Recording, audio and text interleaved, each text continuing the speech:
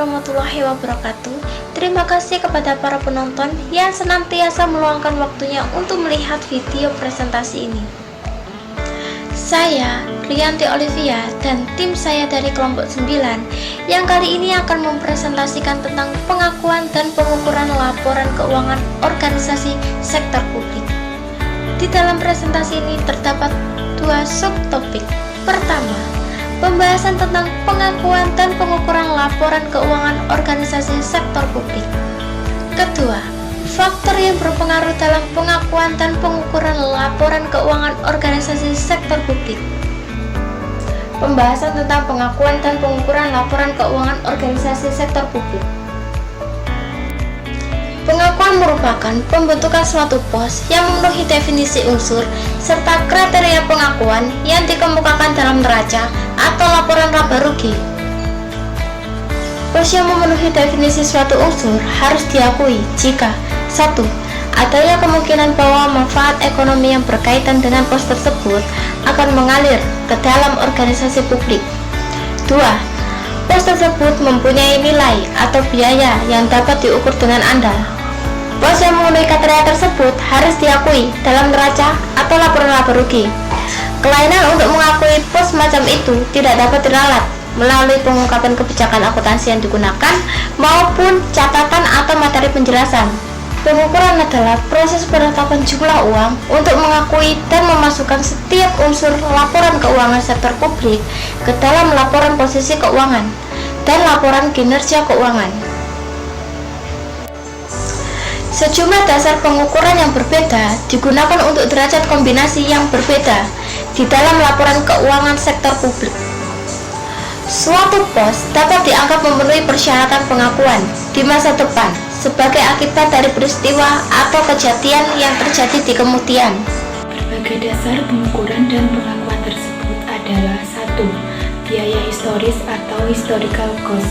Aktiva dicatat sebesar pengeluaran kas atau setara kas yang dibayar atau sebesar nilai wajar imbalan atau consideration yang diberikan untuk memperoleh aktiva tersebut pada saat perolehan.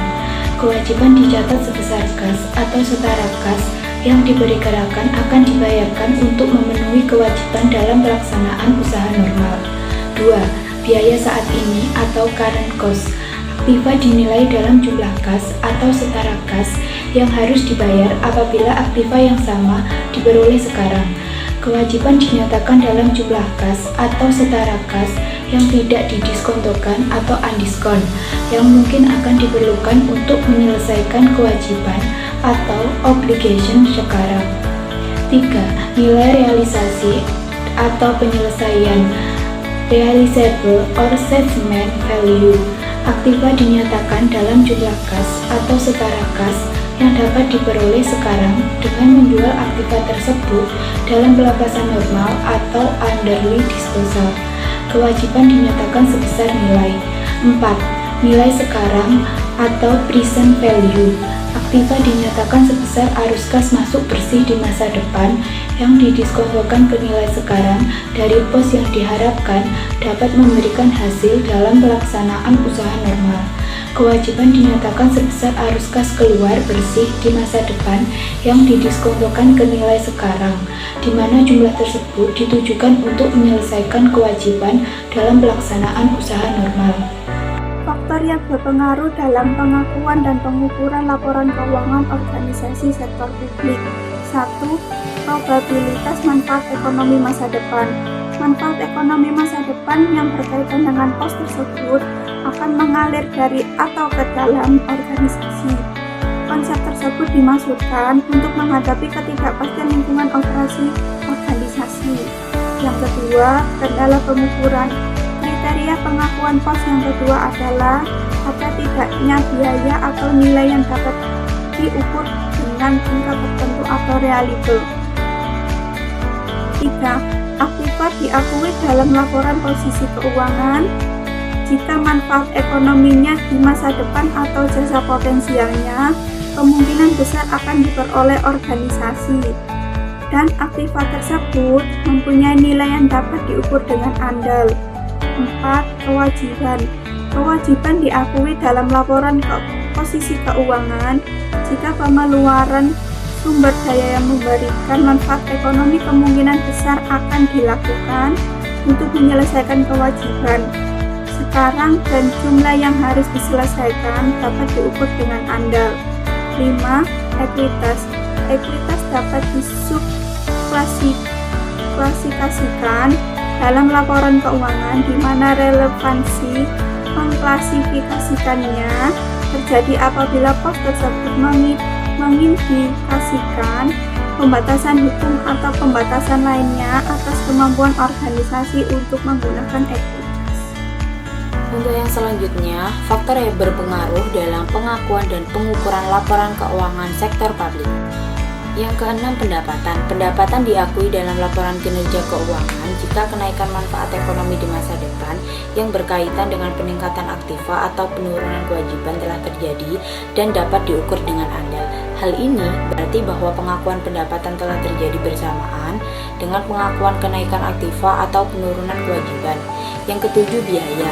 Biaya diakui dalam laporan kinerja keuangan jika penurunan manfaat ekonomi di masa depan yang berkaitan dengan penurunan aktiva atau peningkatan kewajiban telah terjadi dan dapat diukur dengan andal. Hal ini berarti bahwa pengakuan biaya terjadi bersamaan dengan pengakuan kenaikan kewajiban atau penurunan aktiva. Misalnya akrual hak karyawan atau penyusutan aktiva tetap. Kesimpulannya, pengakuan dilakukan dengan menyatakan pos tersebut baik dalam kata-kata maupun jumlah uang. Pengukuran adalah proses penetapan jumlah uang untuk mengakui dan memasukkan setiap unsur laporan keuangan sektor publik ke dalam laporan posisi keuangan dan laporan kinerja keuangan. Sejumlah dasar pengukuran yang berbeda digunakan untuk derajat kombinasi yang juga berbeda dalam laporan keuangan sektor publik. Berbagai dasar pengukuran dan pengakuan tersebut terdiri atas biaya historis, biaya saat ini, nilai realisasi atau penyelesaian, dan nilai sekarang. Sedangkan dalam pengakuan dan pengukuran laporan keuangan organisasi sektor publik, terdapat faktor yang mempengaruhi diantaranya probabilitas manfaat ekonomi di masa depan, kendala pengukuran, aktiva, kewajiban, ekuitas, pendapatan, dan biaya. Terima kasih atas presentasi dari kelompok kami.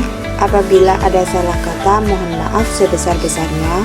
Wassalamualaikum warahmatullahi wabarakatuh.